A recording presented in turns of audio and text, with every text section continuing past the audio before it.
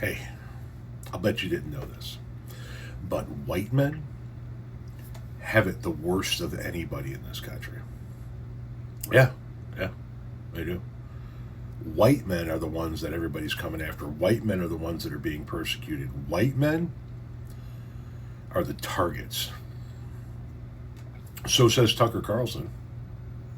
Did you guys see what Tucker Carlson said at the Turning Points conference? Okay, I know that's impossibly broad because, yeah, he said a lot of insane shit just like everyone else on that stage. But there's one thing in particular that encapsulates the entire Republican worldview because it's coming from a guy who is inexplicably a millionaire with the personality of a cheese grater and the charm of an unsolicited dick pic. And what he is saying to an audience brighter than the surface of the sun. Antisemitism is not just naughty, it's immoral. And it is precisely as immoral as hating any other group.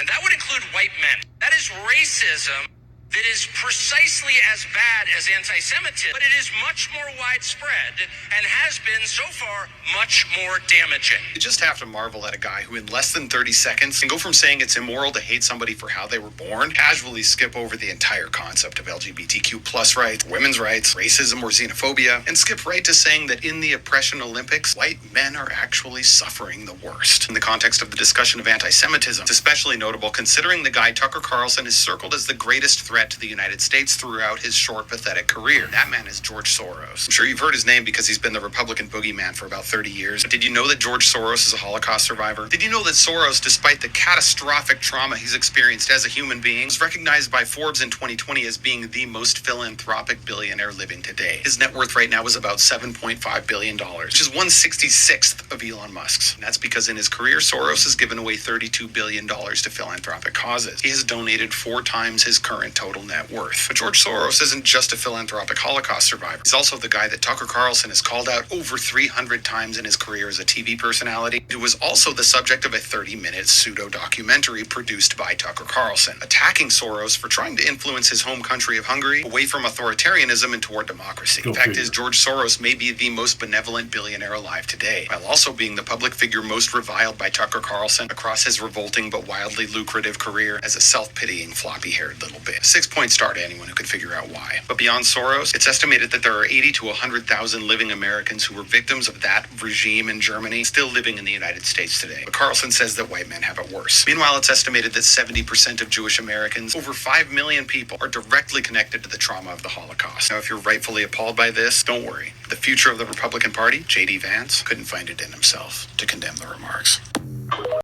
And I'm going to be doing a video about some of the shit JD Vance had to say at that very same Turning Point USA event, because even though we've known it for years, and even though we've been able to spotlight the dog whistles and the underpinnings of the racist nature, the white supremacist nature of the Republican Party, now in Trump's second term, they're all in. They're just putting it on the table. And Tucker Carlson is just one of many people on the right trying to paint themselves as the victim so that they can fight for what's right, the whiteness of America.